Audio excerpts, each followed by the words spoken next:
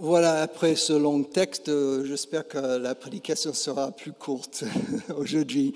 Nous avons déjà entendu deux témoignages formidables de Raphaël et Liana, et je veux simplement reprendre ce texte avec vous pour regarder de plus près cette prédication de Paul lors de son voyage missionnaire. Comme Paul et ses compagnons arrivaient dans une ville, ils avaient l'habitude de commencer leur travail dans la synagogue. C'est le premier lieu où ils s'arrêtaient. Et cela faisait partie de leur stratégie, entre guillemets, de l'évangélisation. Et donc nous avons dans la synagogue des personnes qui connaissent les Écritures. Donc Paul, dans sa prédication, il y a 3 temps qu'on peut voir. Donc un temps où Paul fait un parcours historique, donc un parcours historique biblique qui l'amène à Jésus, donc pour voir ce Dieu qui se révèle dans l'histoire.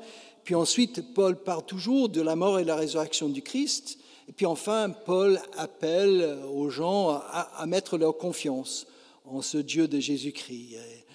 Donc voilà donc un résumé en 3 temps de cette prédication de Paul. Et notre petit objectif ce matin pendant ces quelques minutes, c'est de voir comment cette prédication nous rejoigne aujourd'hui et nous concerne aujourd'hui.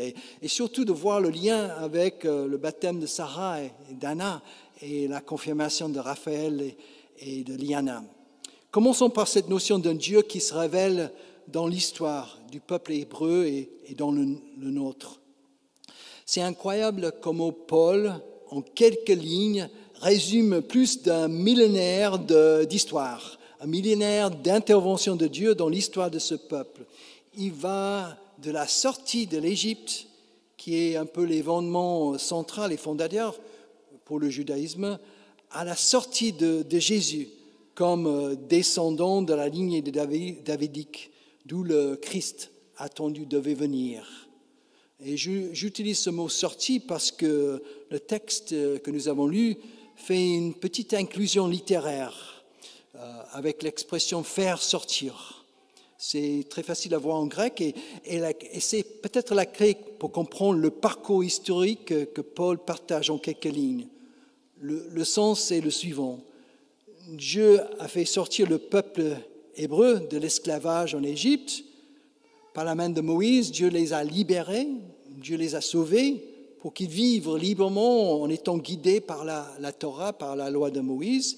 Et puis à l'autre bout de ce parcours historique, Dieu a fait sortir Jésus, le Messie de la lignée de David, au moment voulu pour libérer aussi tous les peuples, le peuple hébreu inclus, pour les sauver de tout ce qui les coupe et les éloigne de Dieu, afin qu'ils vivent librement pour lui avec l'accompagnement de l'Esprit. Voilà donc le sens de l'histoire biblique pour Paul et la relecture qu'il fait. Il y a dans ce qu'il dit là un passage d'un peuple à tous les peuples, du particulier à l'universel. Il y a cette notion d'intervention de Dieu dans toutes les étapes de l'histoire humaine et la question d'être libéré, d'être sauvé, d'être accompagné par la présence de Dieu. Dans les témoignages de Liana et de Raphaël, nous avons entendu comment chacun, avec ses propres mots, a pu relire son histoire personnelle en trouvant la trace de Dieu dans sa vie. Il y avait des moments où Dieu se faisait présent pour eux, où la question spirituelle avait toute sa place, où ils se sentaient en paix et avançaient avec confiance, et d'autres moments de doute.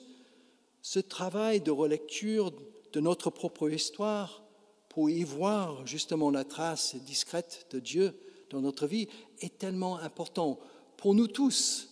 Et c'est bien quand nous avons des moments comme ça que des témoignages sont partagés comme ça. Nous avons besoin tous des moments dans notre vie où nous pouvons relire notre histoire à la lumière des Écritures, à la lumière de notre démarche de foi, pour y trouver la trace de Dieu. Et la prédication de Paul et aussi les témoignages de Raphaël et Liana nous incitent à faire cette démarche nous-mêmes dans notre cheminement de foi.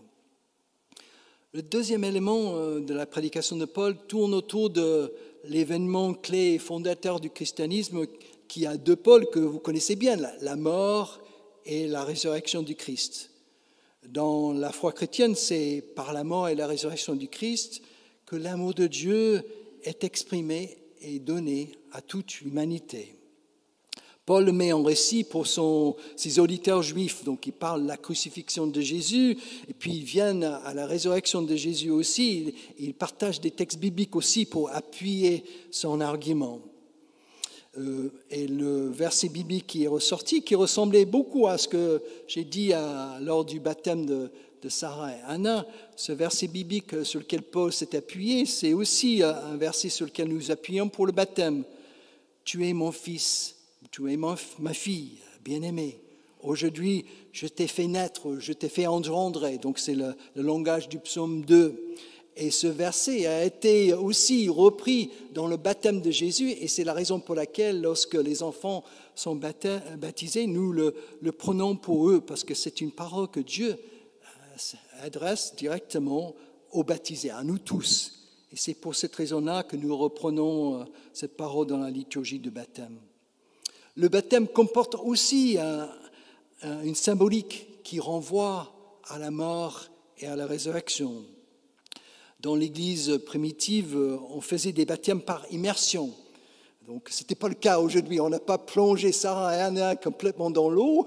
Il y avait juste un peu d'eau sur leur tête. Mais cette symbolique, vous le voyez, le baptisé était plongé complètement dans l'eau pour symboliser sa mort avec le Christ, sa mort à tout ce qui l'éloigne de Dieu, au péché, si on veut utiliser ce mot-là. Et le baptisé ressortit rapidement de l'eau, et bien évidemment, pour symboliser sa résurrection avec le Christ, sa renaissance à une nouvelle vie accompagnée par l'Esprit. Et même si on a utilisé quelques gouttes d'eau, le symbolique reste le même pour Sarah et Anna aujourd'hui. Par leur baptême, elles sont unies au Christ dans sa mort et sa résurrection. Et en tant que baptisés, chacun de nous, avec Sarah et Anna, est invité à vivre son baptême au quotidien, c'est-à-dire de nous considérer chaque matin lorsqu'on se lève comme morts avec le Christ à tout ce qui nous éloigne de Dieu et notre prochain, tout ce qui pourrait être entre Dieu et notre prochain, et en même temps comme ressuscités avec le Christ pour renaître chaque jour à l'amour de Dieu, à l'amour du prochain. C'est ainsi que notre baptême ne reste pas un petit rituel de notre enfance, mais il devient un moyen spirituel puissant pour alimenter chaque jour notre démarche de foi. Nous disons non à tout ce qui nous éloigne de Dieu et oui à tout ce qui nous rapproche de lui, à cette renaissance en lui. Et donc, voilà, donc le baptême de Sarah et Anna nous appelle aujourd'hui à relire chaque jour notre baptême dans notre vie. Et puis juste pour terminer ce temps de prédication, en revenant au dernier temps de la prédication de Paul, le troisième temps, c'est un appel à croire en Jésus-Christ pour recevoir tout ce dont nous avons besoin dans notre relation avec Dieu, tout ce dont nous avons besoin dans la vie. Dans le temps de préparation avec Liana et Raphaël, nous avons parlé des grands principes du protestantisme et de ce que les protestants croient, entre guillemets. Et comme je leur ai dit, les protestants n'insistent pas sur des dogmes ou des croyances qu'il faut croire. Chacun est plutôt libre. Il n'y a pas d'obligation dans ce domaine. Et la seule confession de foi obligatoire, entre guillemets, qu'on peut dire, est celle que vous avez entendue tout à l'heure dans le dialogue entre moi et chaque jeune. C'est cette confession de foi, Jésus-Christ est le Seigneur. Voilà, ça suffit. Donc, pour entrer dans cette démarche, c'est tout ce qui est nécessaire, entre guillemets, selon le protestantisme. Mais en revenant à la prédication de Paul, j'ai quand même remarqué comment cette prédication était justement pétrie des grands principes qui nous guident en tant que protestants. Nous pouvons y voir les 5 solas. Donc vous connaissez les 5 solas qui orientent notre démarche de foi. Liana et Raphaël, vous allez revenir pour leur dire les 5 solas. Donc la grâce seule, la foi seule, le Christ seul, les Écritures seules et à Dieu seul la gloire. Donc ces 5 solas que les réformateurs au XVIe siècle on peut définir, conjuguer de différentes façons. Ces 5 solas, on peut les trouver dans la prédication de Paul. Et comme j'ai dit à Raphaël et Liana encore une fois, c'est le mot grâce qui est peut-être le mot le plus important dans le protestantisme. Grâce veut dire gratuit. Un mot gratuit, pardon gratuit, donc de la part de Dieu. Et justement, dans notre texte, Paul parle de la justification par grâce devant Dieu au moyen de la foi et non pas au moyen de l'obéissance à la loi. Et dans le temps de partage, d'entretien qu'il a avec ces personnes qui ont cru, à la fin, Paul termine en disant, il les encourage à rester attachés à quoi? À la grâce de Dieu. Nous avons vécu ce matin dans le baptême de Sarah et Anna, dans la confirmation de Raphaël et de Liana, un moment de grâce. Oui, un moment de grâce. Où la grâce de Dieu même, cet amour gratuit, était évident pour moi dans le cheminement de chacun. Et comment tout ça s'est conjugué pour arriver à aujourd'hui. Et pour cela, nous reprenons le mot grâce, nous rendons grâce à Dieu, nous lui disons merci, et aussi nous nous engageons à sortir de ce temple ce matin en restant bien attachés à cette grâce de Dieu, à cet amour gratuit de Dieu pour chacun de nous, à ce pardon gratuit que nous recevons dans notre vie et nous donnons aux autres. C'est ça le centre de ce que nous voulons vivre autour de ces 4 jeunes et enfants, 2 enfants, 4 jeunes, et nous tous ensemble dans la communauté de l'Église de Jésus-Christ. Amen.